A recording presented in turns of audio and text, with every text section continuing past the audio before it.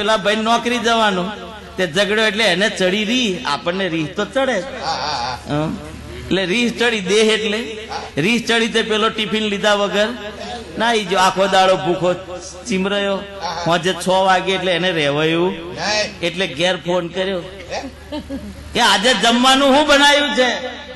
રીહ ચડાયેલી ટણી ચડી જાય ને, ટણી ચડે તાર મણી નું હોય ના હોબરે, જયારે માણસ ને ટણી ચડે ને તાર મણી નું હોબરે નહીં. ટની ચડી, પેલો નોકરી ને આવી ગયો, હોજ પડી 6 વાગ્યા એટલે એને ફોન કર્યો કે જમવાનું શું બનાવ્યું છે? પેલો હોય રીહ ચડેલી, 6 આજે ટીપાતા કે, એટલે પેલી રીહ મેં બોલી કે આજે ઝેર બનાવ્યું છે, ઝેર બનાવ્યું છે. તાર પેલા એ ફોન મેં કીધું કે ખાઈને હુઈ જજે, મારે ઓવર ટાઈમ છે. ખાઈને શું દશા થાય? આ નિરોધ રે અને સંસાર નું સુખ મળે એ ના મળે.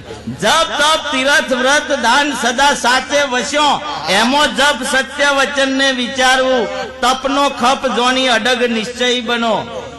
તીરથમાં નિર્મળ ભાવ બની પાડવું. તીરથ में બસ આપણી ભાવના કેવી હોવી જોઈએ? निर्दोष, निर्मल, कोई दोष रहित, राग द्वेष रहित नहीं. तीर्थ में निर्मल भाव बनी बाड़वू. व्रत में न्याय नीति प्रीति शांति क्षमा राखो. दोन में पारका ना हित ने संभाळो. दोन में छे ने बीजानु हित, ता दोन थई गयुं. बधा कई मालदार छे, बधा कई दोन करे तो दोन करे तेने होय तपावવો પડે, इनकम टेक्स होय बचावतो होय, હું ખબર પડે? 80G હેઠળ માફી લેવાની હોય. એટલે દોન માં તો એને હોય અંબારવો પડે ને. પણ આ દોન મોટા મોટું દોન કે દોન માં પારકાના બીજાનું હિત આપણે ઈચ્છીએ ને તોય પણ દોન માં પારકાના હિત ને સંભાળવું. તે હરજી કહે છે તમો સુનો ભાઈ વાત સાચી, બીજા મતે મન વળે તો ઝટ પાછું વાળવું. બની શકે એવું છે ભાઈ? બનવું હોય તો બની શકાય છે, કઈ નોખું કરવાનું. એટલે આ નિરોધ નો પંથ નિરાલો છે, એ નિરાલો છે. બીજોથી શું છે? અલગ. કારણ કે કશું કરવાનું નથી. મહારાજ હોય ઓળખાય ના, આચાર્ય હોય ના ઓળખાય, ચેલાય ના ઓળખાય, અને ભગત હોય ના, બધું હાગોતર જ ચાલે. જુદું નહીં. એટલે કોઈ છે જુદું? જયદેવ બાપુ ને બેહાડી દે બધાને મેં તો છે જયદેવ બાપુ ને કશું. એ આપણા જેવા જ. એ આપણા જેવા. એટલે તો ઘણા કહે છે સદગુરુનું મહત્વ એટલે છે, ગુરુનું મહત્વ એટલે છે. પ્રભુ કરતો પણ ગુરુનું મહત્વ અધિક છે. પ્રભુ કરતો પણ ગુરુનું મહત્વ અધિક છે. એટલા માટે છે આચાર્ય રજનીશ તો એની ફિલોસોફી કોઈ વાંચી હોય તો આચાર્ય રજનીશ તો એવું કે છે કે સદગुरु से भी परमात्मा से भी सदगुरु अधिक है. परमात्मा से भी सदगुरु अधिक है. क्यों अधिक है? इसलिए अधिक है कि सदगुरु बोलते हैं, परमात्मा चुप है. बराबर बोलत परमात्मा सदगुरु बोले थे, सदगुरु बोलते हैं लेकिन परमात्मा चुप है. चुप हो तो આપણે જેવા ગોટા ગબડાવા એવા ગબડાયા નહીં. જેવા ગબડાવો હોય. વચ્ચે નતું ચાલ્યું ગણપતિ દૂધ પીવે કે દૂધ પીવે. ભલે ચાલો કાઢ્યું કોઈ ગોટારો ચાલ્યો, હંબક ચાલ્યું, બધા દૂધની લોટીઓ લઈને જગત દોડ્યું, ગણપતિને મોઢે ધરાયું, ભલે ધરાયું, પણ ફેંટા હોય ધરી, પોટલીઓ હોય ધરી. એ તો ગણપતિ એટલે ચૂપ. એટલે આ જાગતા ને પીવાડજો જોઈએ 2 અરબોટો મેલે નજીકના અવાજે છેટો જા કોઈ પીવા જાગતા. એટલે કે છે કે સદગુરુ પરમાત્મા से भी अधिक है. જીવતા જાગતા પાસે આ નાટક ચાલે નહીં. કારણ કે એટલે સદગુરુ अधिक है. કારણ કે પરમાત્મા चुप है लेकिन सदगुरु बोलते हैं. એટલે આવે તરત ટકોરે પેલા દૂધ લાવવાનું, ફેંટા લાવવાના, આ પોટલી લાવવાની, થમ્સઅપ લઈ આવવાનો, જે બનતું હોય એ બનાય. એટલે આ પંથ જે છે, આ નિરાંતનો પંથ એ નિરાલો છે. અને નિરાલો એટલા માટે છે કે આ બધું અલગ છે. નોખું કશું નથી. આપણી જાત બની બાળવાનું અને જાત બની બાળી અને એ તરફ જીવન જીવવાનું, એ તરફ જીવન જીવવાનું. બાબુરામજીએ કીધું કે આદિ મધ્ય અંતમાં વસ્તુ એક જ છે. એ કઈ વસ્તુ? નિરોધ મહારાજે કીધી ને કે વસ્તુ આદિ મધ્ય ને અંતમાં એ વસ્તુ એક જ છે. એ વસ્તુ કઈ? વસ્તુ બીજી કઈ નહીં, સતવચન. મધ્યમાં મળવાનું એ વસ્તુ જે છે ને એ બીજી કોઈ નહીં, એ વસ્તુ સતવચનની. કારણ કે તૈનેવ કાળની અંદર ઓની જ કિંમત છે. હરજીવનદાસ કહે છે કે સ્વર્ગ મૃત્યુ પાતાળમાં જ્યાં જ્યાં હરજી જાય આ કાયાને કોઈ મૂળ શબ્દનું થાય. કિંમત તો ઓની જ છે, વચનની છે. એટલે એ વસ્તુ કઈ? નિરોધ મહારાજે બીજામાં કીધું મહિમા મોટો ગુરુના. એની મેં એક વાત બતાવી એટલે હું આજે આ કહી દઉં તમને કે એની વાત કે કોઈ ના જાણે એવું જાણવું, કોઈ ના જાણે એવું એવું હું એવું સદગુરુ મળતો સુલભ થશે, પણ એવું અંતરમાં ઓળખાશે. પણ કોઈ ના જાણે એવું જાણવું તો એ કઈ વસ્તુ? એ શું?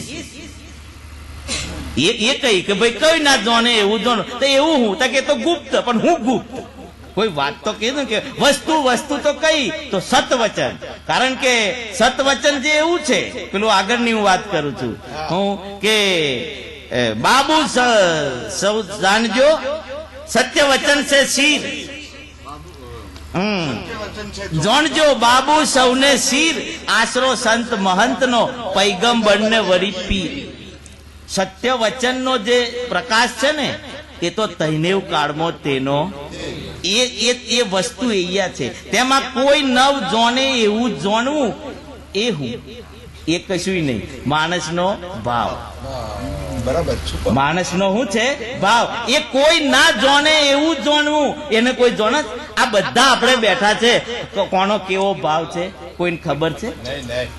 છે કોઈને ખબર? કોઈ ના જાણે એવું જાણવું એટલે માણસનો ભાવ જે છે એ એવો ગુપ્ત છે કે કોઈ જાણી શકે એવો નથી, કોઈ પરખી શકે એવો નથી.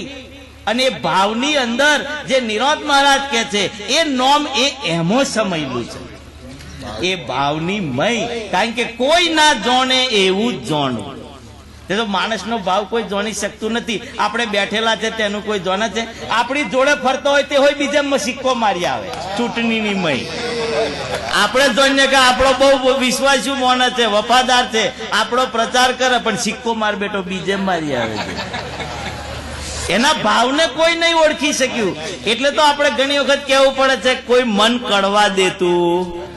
એ ભાવ ગુપ્ત વસ્તુ છે અને એ ગુપ્ત વસ્તુમાં આ નામ જે નિરોધ મહારાજ કે છે એ એમો સમાયેલું છે. એ ભાવમાં નામ સમાય અને એ ગુપ્ત વસ્તુ કે જેને કોઈ, કારણ કે બીજું હું બીજી કઈ ગુપ્ત વસ્તુ, બીજી કોઈ ગુપ્ત નહીં. એને જ કોઈ જાણી, દરેકનો ભાવ છે તે કોઈ સમજી શકતું નથી, કોઈ જાણી શકતું નથી.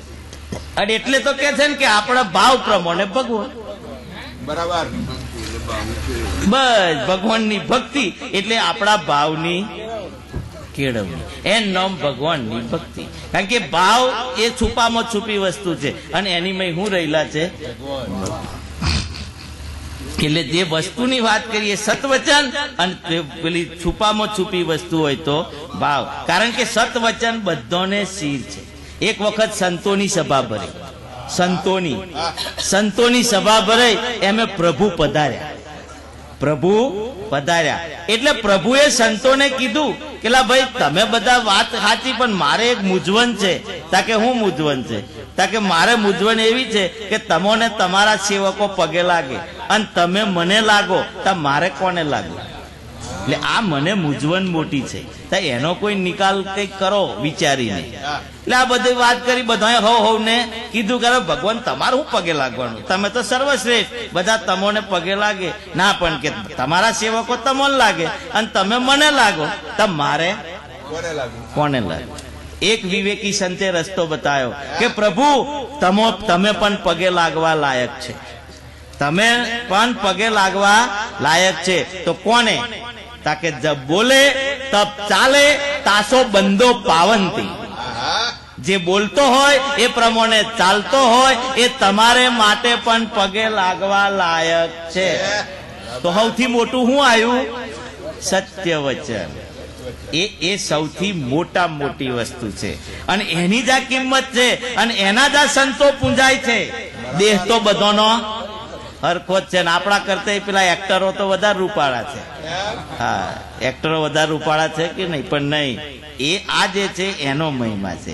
એટલે આ નિરાંતનું જ્ઞાન એ બહુ નરવું છે, નિરાલું છે, નિરાળું છે, નિર્દોષ છે અને નિર્મળ છે.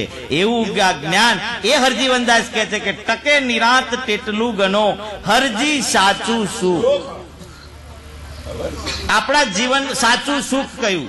સુખ કોને કઈ બતાવ્યું કે જેટલું આપણા જીવનમાં નિરાંત ટકે એટલું સાચું સુખ. એટલું જ આપણને સુખ. નિરાંત ટકે એટલું જ ટકે નિરાંત તેટલું ગણો હરજી સાચું સુખ અવર સમય ઉપાધિનો. બાકીનો બધો સમય ઉપાધિનો.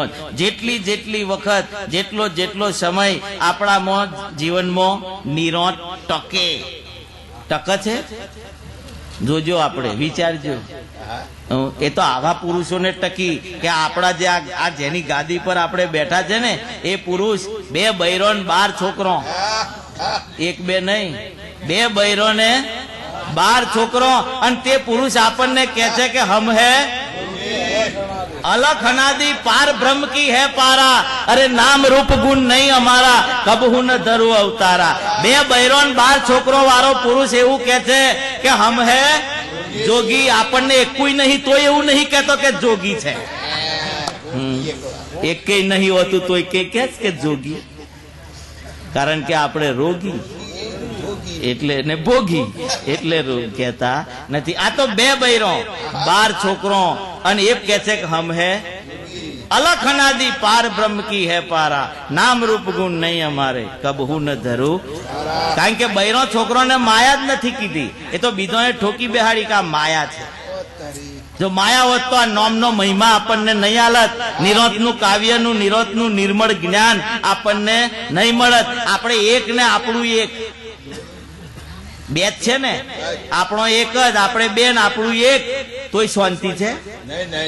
છે શાંતિ? વિચારજો બધા. આ 12 હોદે ને 13 તૂટે, 2 ને 12 કેવી રીતે શાંતિ રાખી છે. અને ઓછું ભણેલા નિરાંત કાવ્ય જેવું પુસ્તક આપણને આત્મ જ્ઞાનનો બોધ કરાવે એવું જ્ઞાન આપણને કચ્યું.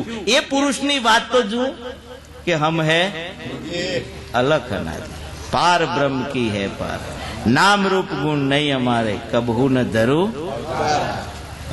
તમે વિચાર કરો તો આ માયા કઈ? સ્ત્રી પુરુષ એ માયા નથી, સમજી લો, એ માયા નથી. માયા તો કઈ? વિચાર તો કરો, આવનારી કે લાવનારી? માયા કઈ? આવનારી કે લાવનારી. એટલે જીવનમાં નિરાંત ટકે એ જ આપણા જીવનનું સુખ. જેટલું ટકે એટલું. અને એ નિરાંત ટકાવવા માટે શું કરવું પડે? કેવી રીતે ટકે? વાતો કરવાથી નથી ટકતું, પણ સત્સંગ કરવાથી ટકે છે, સમાગમ કરવાથી ટકે છે. હું નિરાંત એ કોઈ વસ્તુ નથી કે આપણે આપી દઈએ કે લો તમે લઈને જતા રહો. એને પ્રાપ્ત કરવી પડે અને એના માટે સમાગમ જોઈએ.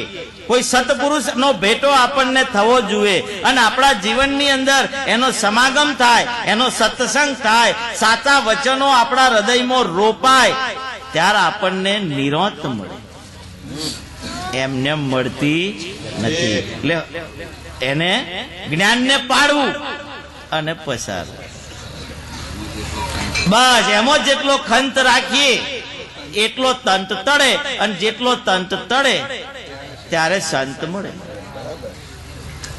ત્યારે આપણને સંત મળે અને ત્યારે સદગુરુ મળે, અને સદગુરુ મળે ત્યારે આપણને નિરાંત મળે. તઈ વગર મળે, કારણ કે એ કોઈ વસ્તુ નથી કે આપણે આપી દઈએ. એટલે ટકે નિરાંત તેટલું ગણો હરજી સાચું સુખ, અવર સમય બધો ઉપાધિનો એમો અદકુદ. એટલે જેટલી જેટલી નિરોધ ટકે એટલું જ આપણને શું મળે છે? સુખ. સાચું સુખ આપણને મળે છે. બાકી સુખ એ કોઈ સાધનમાં નથી, સગવડમાં નથી અને સંપત્તિમાં નથી. જો સંપત્તિમાં હોય તો કરોડપતિને ઘેર કંકાસનો કારખાનો ના ચાલે. નહીં તો એવાય સુખ ખરીદીને નિરોધ ખરીદીને મેળવી ના લે. પણ એમના ત્યાં કરોડપતિઓને ઘેર કંકાસનો કારખાનો ચાલે છે. કોનો ચાલે છે? નિરોધ નથી એટલે એનો અભાવ છે. અને જેની પાસે કશું નથી છતો પણ એ મસ્તીથી એ આ લાવો લે છે. એટલે સુખ ક્યાં? સંપત્તિમાં નથી, સમજણમાં છે. અને એટલા માટે સંતો કે છે કે જેના ઘરમાં સમજણ છે એના ઘરમાં જઈ સમજણ છે ને તઈ સ્વર્ગ છે. સંપત્તિ છે તઈ હોય કે બંગલા હોય તઈ હોય કે નાય હોય. સોકડા મન વાળો છે તે એની મય હંતાપ વધારે હોય છે. પણ જેના મકાન હોકળો છે પણ જો મન ઉદાર હોય તો હોકળા મકાનમાં પણ એ રહી શકે છે. અને જેનું મન હોકળું છે તે મકાન મોટો હોય તોય પણ ભેગો રહી શકતો નથી. એટલે મૂળ વાત એ છે કે નિરાત નિરાત નિરાત જે છે એ નિરાત ક્યાં છે? ક્યાં છે નિરાત? નિરાત ક્યાં છે? નિરાતની વાતો આપણે બધા કરીએ છીએ પણ નિરાતને મેળવવા શું કરવું પડે? નિરાત ક્યાં રહેલી છે? નિરાત બીજે ક્યાંય નથી. એ નિરાત ન્યાયના નિર્ણયમાં છે. નિરાત ન્યાયના નિર્ણયમાં છે. નીતિના નિશ્ચય બળમાં છે. પ્રીતિના પૂરમાં છે. શાંતિની સ્થિતિમાં છે. ક્ષમાની ક્ષણોમાં છે. અને સ્વધર્મના સ્વાશ્રયમાં છે. નિરાત તહીં છે. એમને આપણે હું આપણી પાસે છે કોઈ ન્યાયનો નિર્ણય એમાં નિરાત. નીતિનું નિશ્ચય બળ, પ્રીતિનું પૂર, શાંતિની સ્થિતિ અને ક્ષમાની ક્ષણો અને સ્વધર્મના સ્વાશ્રય એમાં નિરાત રહેલી છે. નિરાત નિરાત કરવાથી નિરાત મળતી નથી. कबीर कबीर क्या करो? कबीर साहेब कहते कि कबीर कबीर क्या करो? खोजो आप शरीर. अरे पांचे इंद्री ने बस करो तो आपे दास कबीर. बोलो कबीर कबीर क्या करो? कबीर कबीर क्या करो? खोजो आप शरीर. 5 इंद्री ने बस करो तो आपे दास આપણે થઈ જાય. પણ 5 ઇન્દ્રિયને વશ કરો તો આપે દાસ કબીર. એટલે ટકે નિરાત તેટલું ગણો હરજી સાચું સુખ અવર સમય ઉપાધિનો એમો અદકું દુઃખ. એટલે આજે આ નિરોધ પરિવાર આપણે ભેગો થયો છે તો નિરોધ જે ઘર આપણું આ જે ઘર જ ભેગું થયું છે તો નિરોધ ઘરની રીત હું એ તમને મેં બતાવું છું કે ભાઈ આ નિરોધ ઘર મેં રીત હું આપણી દીકરી પૈનાઈને જયારે સાસરે જાય અને સાસરે જાય ને બીજાના ઘેર જાય ત્યારે એના ઘરની રીત હોય આપણે જાણવી પડે ને. એને રીત જાણવી પડે. તો નિરાત ઘરમાં આપણે બેઠા છે, નિરાત પંથી આપણે છે, નિરાત મહારાજને માનીએ છે તો નિરાત ઘરની રીત હું અને એ રીત જો જાણીએ તો જ નિરોધ ને પામીએ, નહીં તો નિરોધ ને પમાય નહીં. કારણ કે આપણા ઘરની દીકરી બીજે જાય સાસરે અને તઈ જઈને બીજાના ઘરની રીત કરે, પેલોને અનુકૂળ આવે એને તો એના ઘરની રીત જ એને કરવી પડે. તો નિરાત ઘરની રીત એ શું છે એ હું આપને કહું છું કે નિરાત ઘરની રીત શું છે. સદગુરુ